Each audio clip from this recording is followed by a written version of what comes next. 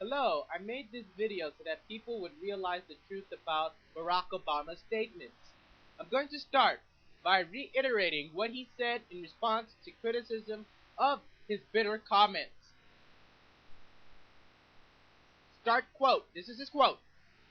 When I go around and I talk to people that there is frustration and there is anger and there is bitterness. And what's worse is when people are expressing their anger, then politicians try to say, "What are you angry about?" This just happened. I want to make a point here today. I was in San Francisco talking to a group at a fundraiser, and somebody asked, "How are you going to get votes in Pennsylvania? What's going on there?" We hear that it's hard for some working class people to get behind your campaign. I said, well, look, they're frustrated and for good reason. Because for the last 25 years, they've seen jobs shipped overseas. They've seen their economies collapse.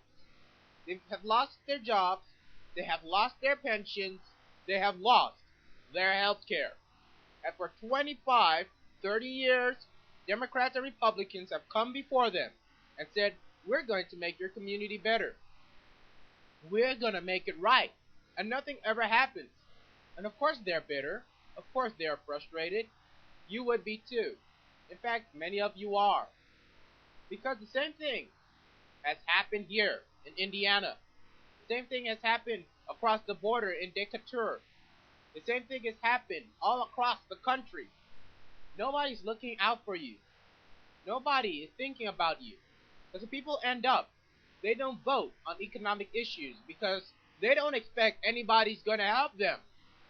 So people end up, voting on issues like guns, and are they going to have the right to bear arms? They vote on issues like gay marriage, and they take refuge in their faith and their community and their families and on things they can count on. But they don't believe they can count on Washington. So I made this statement. So here's what's rich. Senator Clinton says, no, I don't think that people are bitter in Pennsylvania. I think Barack is being condescending. John McCain says, oh, how could he say that? How could he say people are bitter? He's obviously out of touch with people. Out of touch? Out of touch. I mean, John McCain, it took him 3 tries to finally figure out that the home foreclosure crisis was a problem and to come up with a plan for it. And he's saying, I'm out of touch? Senator Clinton voted for a credit card-sponsored bankruptcy bill that made it harder for people to get out of debt after taking money from the financial service companies. And she says, I'm out of touch? No, I'm in touch. I know exactly what's going on. I know what's going on in Pennsylvania. I know what's going on in Indiana. I know what's going on in Illinois. People are fed up. They're angry and they're frustrated and they're bitter. And they want to see a change in Washington. And that's why I'm running for President of the United States of America. End quote. So let me just give my opinions on that and my take. Obama's speech contained the truth, whether people like to admit it or not.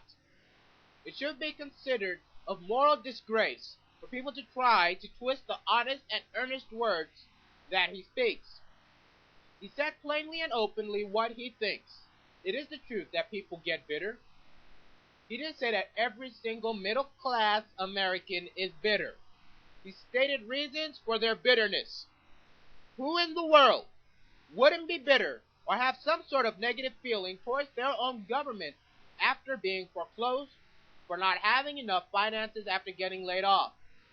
It's not like they would be singing praises to the government for losing their jobs on their homes. So what would they do?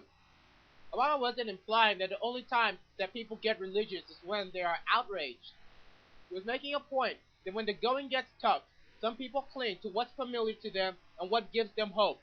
Instead of trying to change the government's lousy policies, instead of recognizing what's going on in Iraq, about all the non-existent goals, about the troops getting killed on a daily basis, about all the money wasted, about all the resources squandered, about the state and the fate of the economy.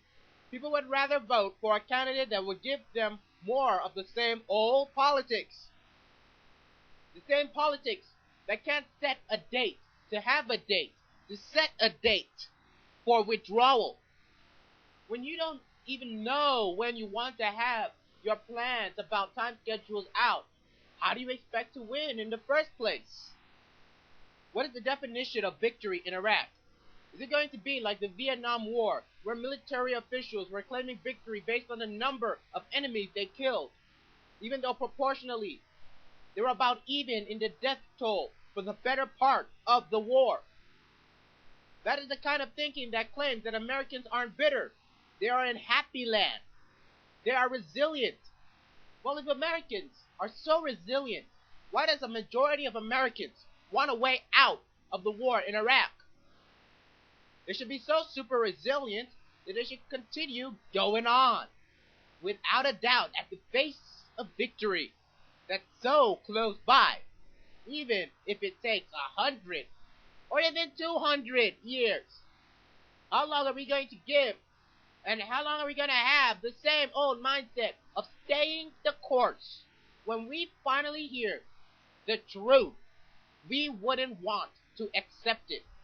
How can we bring about change when the thought of the reality that causes us to want change in the first place makes our blood boil? His opponents make blunders and serious mistakes that are then turned into jokes because our mindset says that they knew better, and that keeps us from facing the reality that is the truth. Oh, can we say we want a president that lied about being under sniper fire in a foreign country? Oh, Hillary must have been tired that day when she said that. Maybe she didn't take her Pepto-Bismol in the morning. Oh, the acid reflux messed up the words that she uttered. The truth is that it was a lie. If she becomes the next president of the United States, what great lie would she tell next? I'm afraid that if she were to win, she might try to distort the truth of situations in Iraq in order to prevent herself from looking bad. How can we have a president that doesn't know the difference between the Shiites and the Sunnis, and who Al-Qaeda is actually training to become insurgents that kill American soldiers in Iraq? He might make a mistake and say bomb Pennsylvania instead of where he really needs to bomb, if he really needs to bomb a place in anyway. And now, of course, I'm talking about John McCain. So when a candidate actually comes out or speaks of the harsh reality, why is there such negativity? It is the truth. The same candidate that openly talked about race in a way that has not been seen for a very long time is now being considered a bigot and a racist for making inflammatory statements by saying Americans are bitter. Obama is being called an elitist, a snobbish rich guy. Well, I have news for those people. McCain and Hillary are richer than Obama. They make way more money. Obama has raised money in his campaign, by a large margin. But in terms of personal cash, personal income, Hillary and McCain bring in the big bucks. So how can someone honestly say that Barack Obama is the super rich guy in the campaigns? Ever wonder why Hillary waited so long to release her tax returns? Well, there you go. This country must be protected from unscrupulous leaders who abuse the position of trust and of responsibilities.